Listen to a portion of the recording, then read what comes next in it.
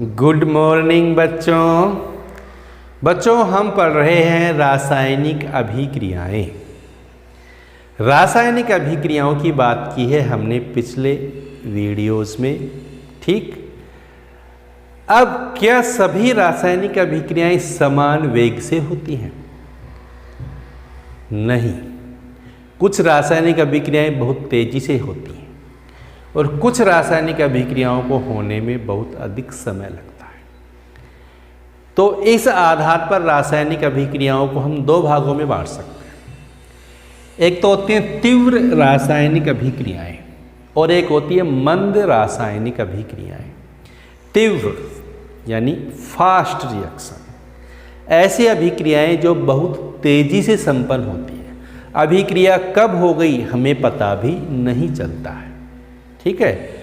उनको बोलेंगे तीव्र अभिक्रियाएं। तीव्र अभिक्रियाएं जो है ना, ये सेकंड से भी बहुत कम समय में संपन्न हो जाती हैं।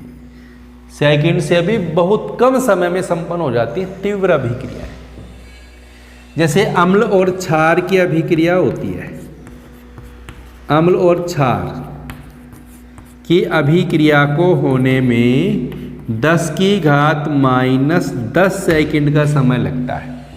10 की घात -10 यानी बहुत ही कम समय हो गया। इसका मतलब समझते हो? 10 की घात -10 का मतलब 1/10 की घात 10 यानी 1 सेकंड का 10 की घात 10वां भाग, यानी बहुत ही कम समय लगता है। जैसे प्रबल अम्ल HCl, प्रबल क्षार NaOH, इनकी अभिक्रिया 10 की घात -10 सेकंड में संपन्न हो जाती है। क्या करते हैं ये अभिक्रिया करके? Na और Cl क्या बन जाता है? NaCl + H2O, ठीक है ना। ये तीव्र अभिक्रिया का उदाहरण है। जो आयनिक अभिक्रियाएं होती है ना, वो तीव्र अभिक्रियाएं होती हैं। कौन सी अभिक्रियाएं होती हैं? तीव्र आयनिक अभिक्रियाएं। आयनिक अभिक्रिया का मतलब क्या है? आयनिक का मतलब जिसमें आयन होते हैं। जैसे यहाँ आयन है, जैसे H+ ion, Cl-, Na+, OH-, ये आयनिक यौगिक हैं और इनमें जो अभिक्रियाएं होती हैं उनको बोलते हैं आयनिक अभिक्रिया। इस अभिक्रिया में क्या होता है? H+ किसके साथ चला गया? OH- के साथ। ये Na+ किसके साथ आ गया? Cl- के साथ। तो अभिक्रिया संपन्न हो गई। जैसे और एग्जाम्पल देखें, जैसे silver nitrate AgNO3, KCl potassium chloride. अब ये भी आयनिक अभिक्रिया है। यहाँ कौन सा आयन है? Ag+, यहाँ NO3- K+Cl-। तो ये भी आयनों के बीच हो रही है। और इन अभिक्रियाओं में होता क्या है? जैसे इसका धनायन तो इसके ऋणायन के साथ आ जाएगा और इसका धनायन इसके ऋणायन के साथ, यानी K+ तो कहाँ जाएगा? NO3- के साथ, और ये Ag+ कहाँ चला जाएगा? Cl- के साथ। इसका धनायन इसके ऋणायन के साथ आ जाएगा, क्या बन जाएगा? AgCl। और इसका धनायन इसके ऋणायन के साथ आ जाएगा, तो क्या बन जाएगा? KNO3, ठीक है ना। और यहाँ AgCl का हमें प्राप्त होता है श्वेत अवक्षेप। क्या प्राप्त होता है? श्वेत अवक्षेप प्राप्त होता है। जैसे हम सिल्वर नाइट्रेट को किस में मिलाएंगे? KCl में। जैसे यहाँ KCl है पहले से, इसमें हमने मिला दिया सिल्वर नाइट्रेट। तो जैसे ही हम इसको इसमें मिलाएंगे, यहाँ सफ़ेद रंग का अवक्षेप जम जाएगा। नीचे सफ़ेद रंग का पदार्थ जमा हो जाएगा, जिसको बोलेंगे अवक्षेप। और ये किसका होगा? AgCl का होगा। जैसे हम सिल्वर नाइट्रेट को डालेंगे तुरंत अवक्षेप आ जाएगा, यानी अभिक्रिया बहुत शीघ्रता से संपन्न हो जाएगी। तो ये कौन सी अभिक्रियाएं हैं? तीव्र अभिक्रियाएं। अब तीव्र अभिक्रियाओं का मतलब तो समझ में आ गया, जो तेजी संपन्न होती। कितनी तेजी से? यानी सेकंड के भी बहुत कम हिस्से में संपन्न हो जाती। कौन सी अभिक्रियाएं हैं तीव्र गति की अभिक्रियाएं? आयनिक अभिक्रियाएं। कौन सी है? आयनिक अभिक्रियाएं, ध्यान रखेंगे। जैसे प्रबल अम्ल और प्रबल क्षार के बीच जब अभिक्रिया होती है तो कितना समय लगता है उसको? 10 की घात -10 सेकंड, यानी बहुत कम समय लगता है। जैसे यह अभिक्रिया बहुत जल्दी हो जाती है। इसी तरह सिल्वर नाइट्रेट और पोटेशियम क्लोराइड के बीच में जो अभिक्रिया हो रही है तुरंत संपन्न हो जाती है। शीघ्रता से हमें श्वेत अवक्षेप प्राप्त हो जाता है, ठीक है। मंद गतिक अभिक्रिया। मंद गति, मंद गति का मतलब तो जानते हैं हम सब। मंद गति का मतलब धीरे होने वाली अभिक्रिया, स्लो रिएक्शन। कौन सी रिएक्शन है ये? स्लो, ये धीरे संपन्न होती है। इन अभिक्रियाओं को होने में दिन भी लग जाते हैं, कई महीने भी लग सकते हैं और वर्ष भी लग सकते हैं, या हम कह सकते हैं कई घंटे भी लग सकते हैं। ठीक है, जैसे हम दूध से दही बनाते हैं। दूध से दही बनाते हैं तो क्या दूध में हम दही डालने के तुरंत बाद दही जम जाता है? नहीं होता। ये तो घर में दही जमाते हैं ना सब, तो कब डालते हैं दूध में? क्या डालते हैं दूध के अंदर? थोड़ा दही डाल देते हैं और रात को उसको रख देते हैं, तो सुबह तक दही बन जाता है। यानी दही जमने में कितना समय लग गया? यानी 10 से 12 घंटे लग गए ना, लग गए। तो ये धीमी गति से होने वाली अभिक्रिया, तुरंत दही नहीं जमता है। इसी तरह लोहे पर जंग लगती है। क्या लोहे पर जंग तुरंत लग जाती है? हमने लोहा रखा, जंग लग जाएगी? देखा है लोहे पर जंग? देखिए आपने, तुरंत नहीं लगती है लोहे पर जंग। लोहे पर जंग लगने में भी कई दिन लग जाते हैं, कई महीने भी लग सकते हैं। लोहा है हमारे पास, Fe। Fe किसका प्रतीक है? लोहा, आयरन। जब लोहा हम रख देते हैं तो लोहा क्या करता है? ऑक्सीजन से और नमी से।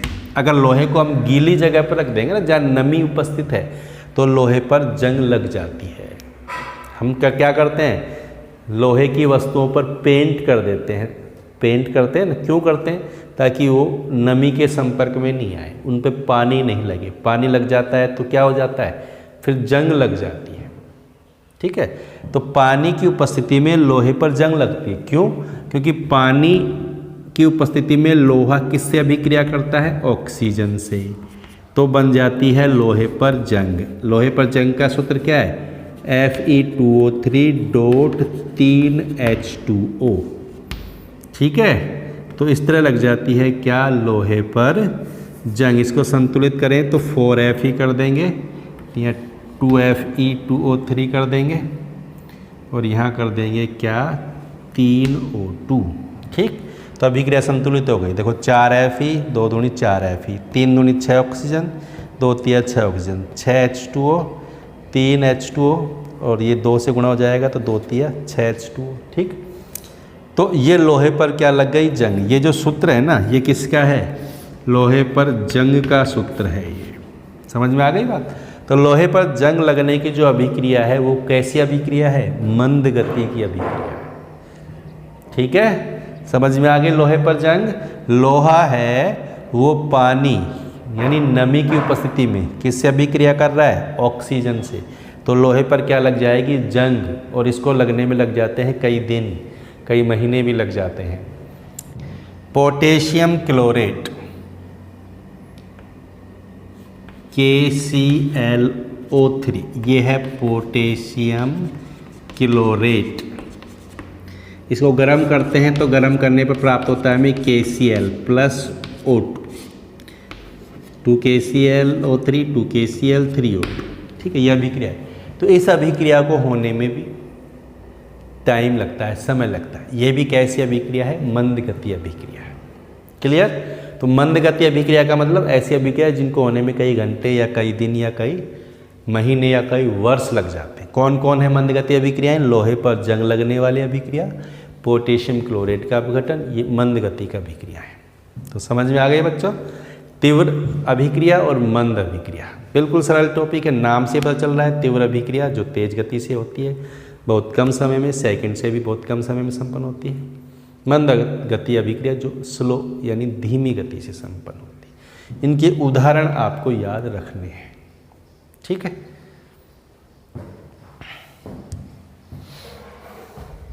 उत्क्रमणीय व अनुत्क्रमणीय अभिक्रियाएं, बहुत सरल टॉपिक है, बहुत सिंपल है, ध्यान से देखना है, समझ में आ जाएगा। देखो उत्क्रमणीय अभिक्रिया क्या है और अनुत्क्रमणीय अभिक्रिया क्या है। पहले हम बात करते हैं किसकी? अनुत्क्रमणीय अभिक्रिया की। अनुत्क्रमणीय का मतलब क्या है? देखो ये अभिकारक है A, और ये क्रिया करके उत्पाद बनाता है बी, यानी ए क्रिया करके क्या बना रहा है, बी में बदल रहा है, लेकिन बी वापस ए में नहीं बदलता है। तो ये कौन सी अभिक्रिया हो गई, अनुत्क्रमणीय। जैसे हमने पढ़ा है दूध से क्या बनता है, दही, पता है ना हमें, दूध से दही बन जाता है। क्या हम दही से वापस दूध प्राप्त कर सकते हैं, नहीं कर सकते। तो ये कौन सी अभिक्रिया हो जाएगी, अनुत्क्रमणीय अभिक्रिया, जिसमें अभिकारक उत्पाद बनाता है लेकिन उत्पाद वापस अभिकारक में नहीं बदलता है।